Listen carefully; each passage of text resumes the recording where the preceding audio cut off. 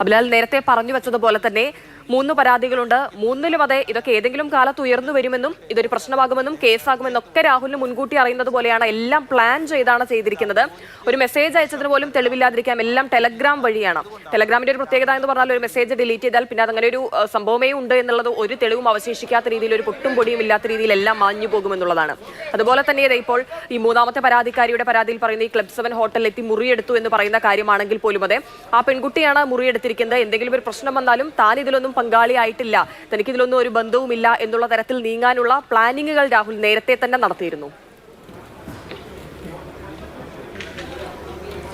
രാഹുലിൻ്റെ television ചർച്ചകളിലെ വാദങ്ങൾ നമ്മൾ നിരവധി കണ്ടിട്ടുള്ളതാണ്. എതിരാളികൾക്ക് ഒരു തരത്തിലും അദ്ദേഹത്തെ പ്രതിരോധിക്കാൻ കഴിയാത്ത തരത്തിൽ പഴയകാല സംഭവങ്ങളും ഉദാഹരണങ്ങളും ചൂണ്ടിക്കാണിച്ച് എതിർവാദങ്ങളെ പരിപൂർണമായി അടിച്ചമർത്തുന്ന രീതിയിലുള്ള അസാമാന്യമായ സംസാര പാടവത്തിനുടമയാണ് രാഹുൽ മാങ്കൂട്ടത്തിൽ. അതുതന്നെയാണ് അദ്ദേഹത്തിൻ്റെ രാഷ്ട്രീയ വളർച്ചയ്ക്ക് ഏറ്റവും പ്രധാനപ്പെട്ട ഘടകമായി മാറിയത്. വളരെ ചുരുങ്ങിയ കാലയളവ് കൊണ്ട് സമര സംഘടനാ പ്രവർത്തനങ്ങളിലൂടെയല്ല, മറിച്ച് കോൺഗ്രസിനും UDF-നും വേണ്ടി സംസാരിച്ചുകൊണ്ട് അദ്ദേഹം വളരെ വേഗത്തിൽ രാഷ്ട്രീയ രംഗത്തും പൊതുസമൂഹത്തിൽ രംഗത്തും ശ്രദ്ധേയനായ വ്യക്തിയായി മാറുകയായിരുന്നു. ചുരുക്കത്തിൽ ഏത് തരത്തിലുള്ള പ്രത്യാക്രമണങ്ങൾ ഉണ്ടായാലും അതിനെ വാക്കുകൾ കൊണ്ട്, നാവ് കൊണ്ട് സമർത്ഥമായ രീതിയിൽ പ്രതിരോധിച്ചുകൊണ്ട് വിജയിച്ചു എന്നുള്ള രീതിയിലുള്ള പ്രതീതി സൃഷ്ടിക്കാൻ മികവുറ്റ വ്യക്തി കൂടിയായിരുന്നു രാഹുൽ മാങ്കൂട്ടത്തിൽ. അതുകൊണ്ട് ഭാവിയിൽ ഏതെങ്കിലും തരത്തിൽ തനിക്ക് നിയമപരമായി എതിരാകാനുള്ള സാധ്യത മുൻകൂട്ടി കണ്ടുകൊണ്ട് അത്തരം സാഹചര്യങ്ങളെ പരിപൂർണമായി അനുകൂലമാക്കാൻ എന്തൊക്കെ പഴുതുകളുണ്ടോ അതൊക്കെ സ്വീകരിച്ചുകൊണ്ട് അദ്ദേഹം മുന്നോട്ട് പോയി എന്ന് വേണം നമുക്ക്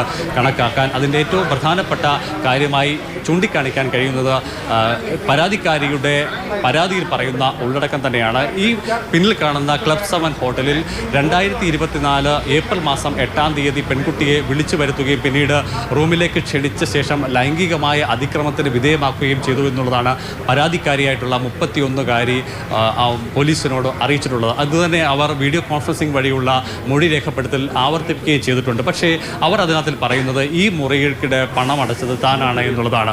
ഒരുപക്ഷെ പ്രത്യേക ഉദ്ദേശത്തോടുകൂടി പെൺകുട്ടിയെ ഇവിടേക്ക് വിളിച്ചു വരുത്തുകയും അവരുടെ പേരിൽ മുറി ബുക്ക് ചെയ്ത് അവരെ കൊണ്ട് തന്നെ ബില്ല് അടപ്പിക്കുകയും ചെയ്തതിന് പിന്നിൽ ദുരുദ്ദേശമുണ്ടായിരുന്നു എന്നുള്ളതാണ്. അതായത് ഭാവിയിൽ ഇപ്പോഴുണ്ടാകുന്ന സൗഹൃദം ഭാവിയിൽ ഒരുപക്ഷെ ശത്രുതയിലേക്ക് മാറാം, അതൊരു പക്ഷേ കേസായി മാറാം, രാഷ്ട്രീയ ഭാവിക്ക് വിഘാതമായി മാറുന്ന സ്ഥിതി ഉണ്ടായേക്കാം. അതൊക്കെ തന്നെ മുൻകൂട്ടി കണ്ടുകൊണ്ട് ഒരു സാധ്യത, അങ്ങനെ ഒരു സാധ്യതയിലേക്ക് കാര്യങ്ങൾ എത്തിയാൽ എങ്ങനെ നിയമപരമായി കാര്യങ്ങൾ അനുകൂലമാക്കാമെന്നുള്ള ഒരു ചിന്ത ആ ഘട്ടത്തിൽ തന്നെ രാഹുൽ മാങ്കൂട്ടത്തിന് ഉണ്ടായിരുന്നു എന്നുള്ളതായിരിക്കും പ്രോസിക്യൂഷൻ കോടതിയിൽ അറിയിക്കാൻ പോകുന്നു. എന്നാൽ പ്രതിഭാഗം ഇതിനെ ഡിഫെൻഡ് ചെയ്യുക എന്നുള്ളത് പരാതിക്കാരിയെ ലൈംഗികമായി ചൂഷണം ചെയ്യുന്നതിന് വേണ്ടി അവർ തന്നെ എന്തിന് മുറിയെടുത്തു കൊടുത്തു, ആ ഒരു വാദമുഖത്തോടു കൂടി ഈ പ്രോസിക്യൂഷൻ്റെ നിലപാടുകളെ പരിപൂർണമായി തള്ളിക്കളഞ്ഞ് നിയമപരമായ കാര്യങ്ങൾ അനുകൂലമാക്കാൻ കഴിയും എന്നുള്ളതാണ് പ്രതിഭാഗം അല്ലെങ്കിൽ രാഹുലിനോട് അനുകൂലമായി നിൽക്കുന്ന ആളുകളുടെ വാദം. എന്തായാലും അരമണിക്കൂർ സമയം കൊണ്ട് ഇവിടുത്തെ തെളിവെടുപ്പ് പൂർത്തിയാക്കി അന്വേഷണ സംഘം 7 മണിക്ക് പത്തനംതിട്ട AR ക്യാമ്പിലേക്ക് തന്നെ മടങ്ങും എന്നുള്ളതാണ് മനസ്സിലാക്കുന്നത്. രാഹുലിൻ്റെ വീട്ടിൽ ഏതെങ്കിലും തരത്തിലുള്ള തെളിവെടുപ്പിനുള്ള സാധ്യത ഇന്ന് ഇല്ല എന്നും കണക്കാക്കുന്നു. പാലക്കാടേക്ക് പോകാനുള്ള സാധ്യതയും കണക്കാക്കുന്നില്ല. ചുരുക്കത്തിൽ ഇനിയുള്ള സമയം, ഈ ഒരു പകൽ ബാക്കി നിൽക്കുന്ന സമയവും നാളെ ഉച്ചവരെയുള്ള സമയവും പരമാവധി വിവരശേഖരണത്തിന് വേണ്ടിയുള്ളതായിരിക്കും എന്നുള്ളതാണ് അന്വേഷണ സംഘം നൽകുന്ന വിവരം. ഇവിടെ നിന്നുള്ള തെളിവെടുപ്പിൽ രാഹുലിൽ നിന്ന് എന്തെങ്കിലും പുതിയ കാര്യങ്ങൾ ലഭിക്കാനുള്ള സാധ്യതയില്ല. ഞാൻ മുൻപ് സൂചിപ്പിച്ചതുപോലെ തന്നെ ഒരു ക്രൈം സീനിൽ തെളിവെടുപ്പിനായി പ്രതിയുമായോ എത്തുന്ന ഘട്ടത്തിൽ അന്വേഷണ ഉദ്യോഗസ്ഥരോട് ഇന്ന സംഭവങ്ങൾ നടന്നു എന്ന് പടിപടിയായി പറഞ്ഞു നൽകുന്ന പ്രതികളെയാണ് മുൻപ് കണ്ടിട്ടുള്ളതെങ്കിൽ അത്തരത്തിലുള്ള സമീപനം ഏതും രാഹുലിൻ്റെ ഭാഗത്തുനിന്ന് ഉണ്ടാകാൻ സാധ്യതയില്ല. കാരണം രാഹുൽ കൃത്യമായ രീതിയിലുള്ള നിർദ്ദേശങ്ങളുടെ അടിസ്ഥാനത്തിൽ പ്രവർത്തിക്കുകയും അതിനനുസരിച്ചുള്ള ബോഡി ലാംഗ്വേജ് വളരെ ബോധപൂർവം സൃഷ്ടിക്കുകയും ചെയ്തു എന്ന് വേണം കണക്കാക്കാൻ. ഇന്നലെ തീർത്തും കോടതിയിൽ ഹാജരാക്കുമ്പോൾ തനിക്കെതിരെ തീർത്തും വ്യക്തിപരമായ ആക്ഷേപം ചൊരിഞ്ഞുകൊണ്ടുള്ള മുദ്രാവാക്യങ്ങൾ, പ്രകടനങ്ങൾ, അതോടൊപ്പം തന്നെ ട്രോഫിയിലടക്കം നമ്പർ 1 കോഴി എന്ന് ആലേഖനം ചെയ്തുകൊണ്ടുള്ള സ്റ്റിക്കർ പതിപ്പിച്ചിട്ടുള്ള പ്രതീകങ്ങളുമായി ആളുകൾ മുന്നിൽ വന്ന് നിൽക്കുന്നു, മുട്ടയേറ് നടത്തുന്നു. അങ്ങനെ വലിയ പ്രതിഷേധം രാഹുലിൻ്റെ പേര് പറഞ്ഞ് വ്യക്തിപരമായ ആക്ഷേപങ്ങൾ കൂടി ഉൾപ്പെടുന്ന വാചകങ്ങൾ ഉൾപ്പെടുത്തിയുള്ള മുദ്രാവാക്യങ്ങൾ മുഴുകി കേൾക്കുമ്പോൾ അതിനെയൊക്കെ തന്നെ പുഞ്ചിരിക്കുന്ന മുഖവുമായി നേരിടുന്ന രാഹുൽ മാങ്കൂട്ടത്തിനെയാണ് നമ്മൾ കണ്ടത്. ചുരുക്കത്തിൽ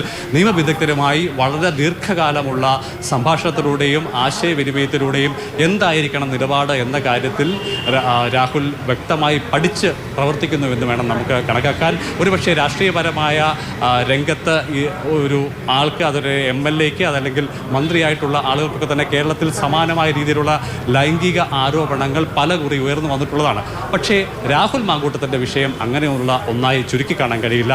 അതിൻ്റെ ഏറ്റവും പ്രധാനപ്പെട്ട കാരണം സമാന രീതിയിലുള്ള ആക്ഷേപങ്ങൾ പല കോണിൽ നിന്നും ഏറെക്കുറെ ഒരേ കാലയളവിൽ ഉയർന്നു വരുന്നു. അതിൽ 3 എണ്ണം കേസായി മാറുന്നു എന്നുള്ളത് തന്നെയാണ്. ചുരുക്കി പറഞ്ഞാൽ ഇത്തരം കേസുകൾ വന്നതോടുകൂടി രാഹുൽ പൊതുരംഗത്തു നിന്നും മാറി നിൽക്കുമെന്നുള്ളതായിരുന്നു ആദ്യഘട്ടത്തിൽ ധാരണയെങ്കിൽ, പക്ഷേ അതിനെ പരിപൂർണമായി അസ്ഥാനത്താക്കിക്കൊണ്ട് പൊതുരംഗത്ത് സജീവമാകാൻ വളരെ ബോധപൂർവമായി രാഹുൽ ശ്രമിക്കുന്നു. അതോടൊപ്പം തന്നെ സോഷ്യൽ മീഡിയയിൽ അദ്ദേഹത്തിനെ അനുകൂലിക്കുന്ന ആളുകളുടെ എണ്ണം വലിയൊരളവിൽ കൂട്ടിക്കൊണ്ടുവരാൻ, ചുരുക്കത്തിൽ ഗ്രൗണ്ട് തനിക്ക് അനുകൂലമാണ് എന്നുള്ള ഒരു പ്രതീതി സൃഷ്ടിച്ചെടുക്കാൻ രാഹുലിന് സമീപകാലത്തെ അദ്ദേഹത്തിൻ്റെ പ്രവർത്തനങ്ങൾ കൊണ്ട് ഒരു പരിധിവരെയെങ്കിലും സാധിച്ചിട്ടുണ്ട്. ഏത് ഘട്ടത്തിലാണോ രാഹുൽ തിരഞ്ഞെടുപ്പ് രംഗത്ത് മത്സരത്തിനായി ഉപതെരഞ്ഞെടുപ്പിൽ പാലക്കാടേക്ക് എത്തുന്നത്, അവിടെ നിന്ന് വിജയിച്ചു വന്ന ഘട്ടത്തിൽ പ്രഖ്യാപിക്കപ്പെട്ട പ്രവർത്തനങ്ങളുമായി അദ്ദേഹം മുന്നോട്ട് പോകുന്നു. കണ്ണാടിയിൽ അദ്ദേഹത്തിൻ്റെ MLA എന്നുള്ള നിലയിൽ അദ്ദേഹം പ്രഖ്യാപിച്ച് ഒരു സ്വകാര്യ സംരംഭകനുമായി ചേർന്നുകൊണ്ട് നടത്തുന്ന ഭവന നിർമ്മാണ പദ്ധതികൾ അടക്കം ഈ സമീപകാലത്താണ് സെലിബ്രിറ്റികളായിട്ടുള്ള ആളുകളെ, സിനിമാ താരങ്ങളെ എത്തിച്ച് അതിനെ വലിയ ആഘോഷമാക്കുന്നു. സോഷ്യൽ മീഡിയയിൽ അത് വലിയ ചർച്ചയാക്കി മാറ്റാനൊക്കെ തന്നെ കഴിഞ്ഞിട്ടുണ്ട്. ചുരുക്കത്തിൽ ഏതെങ്കിലും തരത്തിലുള്ള ലൈംഗിക പീഡന കേസിലെ ഒരു പ്രതി കാണിക്കുന്ന രീതിയിലുള്ള പ്രകടനമൊന്നും ആയിരുന്നില്ല രാഹുൽ മാങ്കൂട്ടത്തിൻ്റെ ഭാഗത്തുനിന്ന് പിന്നീട് ഉണ്ടാക്കാൻ കഴിയുന്നത്. തീർത്തും അപ്രതീക്ഷിതമായ നീക്കങ്ങളായിരുന്നു രാഹുൽ മാങ്കൂട്ടം. ഏതെങ്കിലും തരത്തിലുള്ള നിയമപരമായ നടപടികൾ നേരിടുന്ന ആൾ സാധാരണഗതിയിലുള്ള സാമ്പത്തിക ചൂഷണമോ അതല്ലെങ്കിൽ തട്ടിപ്പോ ഒന്നുമല്ല. ലൈംഗിക ചൂഷണം എന്ന് പറയുമ്പോൾ പൊതുസമൂഹത്തെ അഭിമുഖീകരിക്കാൻ അല്പമെങ്കിലും ജാള്യത സ്വാഭാവികമായും വരേണ്ടതാണ്. പക്ഷേ അത്തരത്തിൽ യാതൊരു ജാള്യതയും ഇല്ലാതെ പൊതുസമൂഹത്തിന് മുന്നിൽ മാധ്യമങ്ങൾക്ക് മുൻപിൽ ഒഴിച്ച്, അതായത് ദൃശ്യമാധ്യമങ്ങൾ പ്രത്യേകിച്ച് വാർത്താ മാധ്യമങ്ങളുടെ ചോദ്യങ്ങൾക്ക് മുന്നിൽ നിന്നും മനഃപൂർവ്വം മാറി നിൽക്കുന്ന രാഹുൽ സോഷ്യൽ മീഡിയയിൽ സജീവമായിരുന്നു, പൊതുരംഗത്ത് സജീവമായിരുന്നു. ഇടക്കാലത്ത് അറസ്റ്റിലേക്ക് കാര്യങ്ങൾ എത്തുന്നു എന്നറിഞ്ഞ് അപ്പോൾ ഏറെക്കുറെ 1 മാസത്തിനടുത്ത് അദ്ദേഹം പരിപൂർണമായി മാറുന്നു. ഏത് മേഖലയിലാണ് അദ്ദേഹം ഒളിച്ചിരുന്നതെന്ന് കണ്ടെത്താൻ കഴിയാത്ത സ്ഥിതി ഉണ്ടായിരുന്നു. പക്ഷേ കാര്യങ്ങൾ നിയമപരമായി അനുകൂലമായതോടുകൂടി അദ്ദേഹം വീണ്ടും പാലക്കാട് എത്തുന്നു, തെരഞ്ഞെടുപ്പിൽ വോട്ട് ചെയ്ത് മടങ്ങുന്നു. ആ ഘട്ടത്തിലും അവസാന ഘട്ടത്തിൽ സമയം തീരുന്നതിന് തൊട്ട് മുൻപായി വോട്ട് ചെയ്ത് മടങ്ങുന്ന രാഹുലിൻ്റെ പിന്നാലെ മാധ്യമങ്ങൾ കൂട്ടത്തോടെ പായുന്നു. അപ്പോൾ ചോദ്യങ്ങൾ തുടർച്ചയായി വരുമ്പോൾ അതിനെയൊക്കെ തന്നെ പുഞ്ചിരിക്കുന്ന മുഖവുമായി നേരിട്ട് ഒരു ചായ കുടിക്കുന്ന രാഹുലിനെയാണ് കണ്ടത്. ഇന്നലെ കോടതിയിൽ ഹാജരാക്കുമ്പോഴും തീർത്തും മുഖം താഴ്ത്തി തല കുനിച്ച് കടന്നു പോകുന്ന ഒരു രാഹുലിനെയാണ് പൊതുവെ പ്രതീക്ഷിച്ചതെങ്കിൽ പുഞ്ചിരിക്കുന്ന മുഖമായി തനിക്കെതിരെ മുദ്രാവാക്യം വിളിക്കുന്ന ആളുകൾക്ക് മുന്നിൽ നിൽക്കുന്ന രാഹുലിനെയാണ് കാണാൻ സാധിച്ചത്. മുട്ടയേറും അതോടൊപ്പം തന്നെ വലിയ തോതിലുള്ള ഉന്തും തെള്ളും നടക്കുന്ന സമയത്തും ഒക്കെ തന്നെ പോലീസിൻ്റെ വലയത്തിനുള്ളിൽ നിന്നുകൊണ്ട് പുഞ്ചിരിച്ചുകൊണ്ട് അതിനെ നേരിടുന്ന രാഹുൽ മാങ്കൂട്ടത്തിനെ കാണാൻ സാധിച്ചു. അതുകൊണ്ട് രാഹുൽ പൊതുരംഗത്ത് നിന്നും ഈ കേസ് കൊണ്ട് ഒഴിവാക്കപ്പെടുന്നു എന്നുള്ള പൊതുധാരണ ഏതെങ്കിലും കോണുകളിലുണ്ടെങ്കിൽ അതിനെയൊക്കെ തന്നെ മറികടക്കുന്ന രീതിയിലുള്ള പ്രകടനങ്ങളും ബോഡി ലാംഗ്വേജും രാഹുൽ മനഃപൂർവ്വം സൃഷ്ടിച്ചെടുക്കുന്നുണ്ട്. ചുരുക്കത്തിൽ ഇത്തരത്തിലുള്ള തനിക്കെതിരെ ഉയർന്നു വന്ന ആക്ഷേപങ്ങൾക്കൊന്നും അടിസ്ഥാനമില്ല എന്ന് പ്രകടനപരതയിലൂടെ തെളിയിക്കുകയാണ് രാഹുൽ മാങ്കൂട്ടത്തിൽ എന്നുള്ളത് നിശ്ചയകരമാണ്. ഇതിൻ്റെ പിന്നിൽ അദ്ദേഹം സ്വീകരിക്കുന്ന നിലപാടിൻ്റെയും അതോടൊപ്പം തന്നെ പ്രതികരണത്തിൻ്റെ ഒക്കെ തന്നെ പിന്നിൽ നിയമവിദഗ്ധരുടെ ശക്തമായ പിൻബലവും നിർദ്ദേശവും ഉണ്ട് എന്ന് തന്നെ വേണം നമുക്ക് മനസ്സിലാക്കാം.